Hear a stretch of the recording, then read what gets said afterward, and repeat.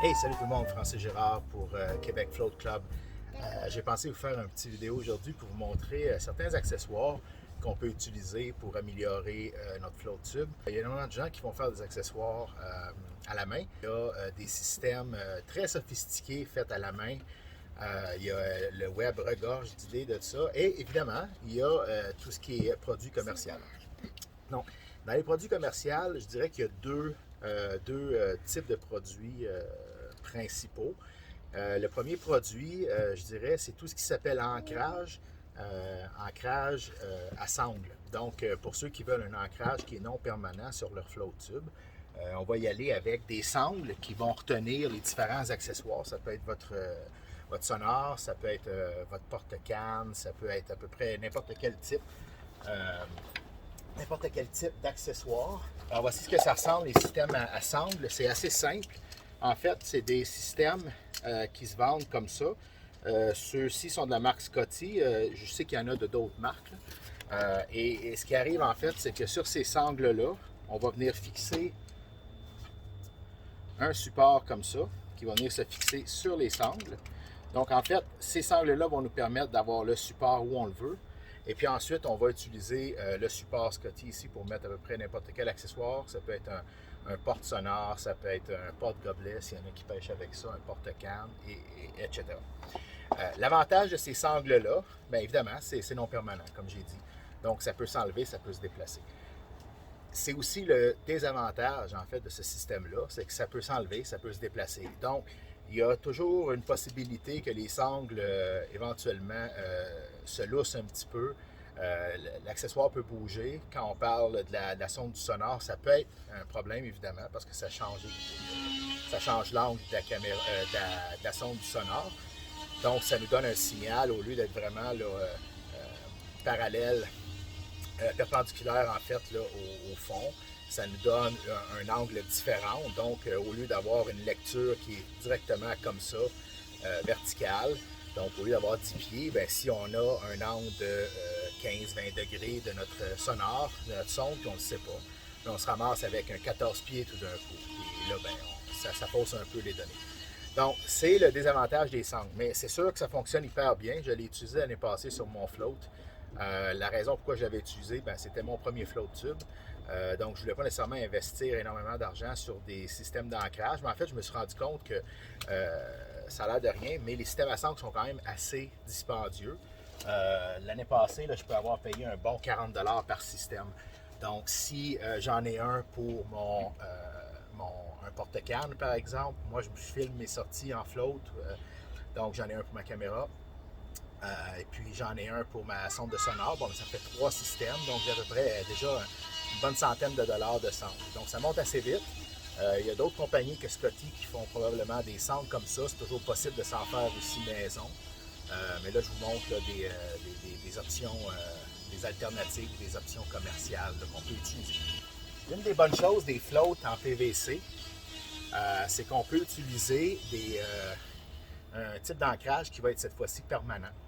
C'est-à-dire qu'on va, comme sur des Zodiac ou sur des bateaux là, de plus haute gamme là, qui sont en PVC aussi, on va pouvoir y aller avec des supports. Ici, j'ai encore un système Scotty. La différence, vous reconnaissez le système d'ancrage universel de Scotty, celui-ci avec le bouton pressoir pour les accessoires. L'avantage, c'est que lui a une plaque à l'arrière. Et cette plaque-là, c'est ce qu'on va venir coller sur le float avec de la colle à ciment, donc genre de colle contact là, pour PVC, de la colle marine. Il y a différentes compagnies qui en font. Bien évidemment, l'avantage de ça, c'est que c'est permanent. Donc, une fois se coller, ça reste là. Il n'y a pas de danger que ça bouge. Le désavantage aussi de ça, c'est que si on le colle à la mauvaise place, ben on est foutu. Hein? On est pogné avec... en fait, on est pogné avec une plaque sur notre bateau. C'est pas un gros problème, ça ne le brise pas, c'est pas des vis. L'avantage de ce système-là, comme vous voyez à l'arrière, c'est qu'il y a des vis comme ça, des boulons en fait. Donc, si jamais je décide d'enlever cet accessoire-là ici sur le dessus, et puis d'en mettre un autre, bien, les boulons sont en arrière, sont collés. C'est-à-dire qu'aussitôt que je vais visser quelque chose ici, bien, ça va serrer. Puis l'accessoire va être réutilisable. Donc, on peut réutiliser la plaque, mettre un autre accessoire dessus, quelque chose de différent. Scotty en fait plein de modèles. Mais c'est ça. C'est l'avantage de ça. Évidemment, avant de le coller, ils disent bien dans les instructions. C'est un petit peu niaiseux quand on y pense, mais quand on y pense pas, on se trouve niaiseux. C'est effectivement, avant de coller, il faut s'assurer que les boulons sont mis à l'arrière. Sinon, on est foutu. Donc, ça c'est bien. On a ancré les choses à notre float tube. Maintenant, qu'est-ce qu'on met sur notre float tube? La bonne chose du float tube, c'est que vous pouvez le personnaliser de la façon que vous voulez. On peut y aller avec vraiment le minimum d'accessoires. Ce que j'ai découvert récemment, qui est très intéressant, c'est ce système-là ici. En fait, c'est un porte-canne triple. Comme vous voyez, c'est assez gros. C'est un porte-canne triple. La raison pourquoi j'ai été vers ça, c'est que je me suis acheté un sonore qui est quand même beaucoup plus gros que mon ancien sonore. Et j'avais besoin de quelque chose, j'avais besoin d'une console principale. Le float que j'ai ici, qui est le float de la compagnie Liberty, ici à Delson, excellent float d'ailleurs, j'utilise depuis l'année passée, je suis tombé en amour avec, très haut, PVC, dip stitch. Ça a de la portance, c'est pas possible. Avec le système de RAM intégré qui est excellent si on a besoin vraiment là, en cas d'urgence ou d'aller vraiment à un spot qui est plus loin, nous limite un peu sur l'espace qu'on a sur les côtés comparé à d'autres modèles. On a une tige ici qui est verticale, une tige d'aluminium qui est verticale. La bonne chose de ça, c'est qu'il y a des adapteurs qui fitent là-dessus aussi. Donc c'est ce que j'ai été chercher, c'est un adapteur encore une fois Scotty. La tige est un peu plus qu'un pouce, je dirais un pouce et un pouce fort. Côté diamètre, ce système d'ancrage-là, en fait, pour les tiges rondes, est un pouce. Ça fit très juste, mais ça fit. C'est installé ici, tout ça, très solide. Donc, le système d'ancrage va venir se placer ici, dans le réceptacle, et puis on va être capable de l'orienter comme on veut. Au niveau de mon porte-sonde, même chose.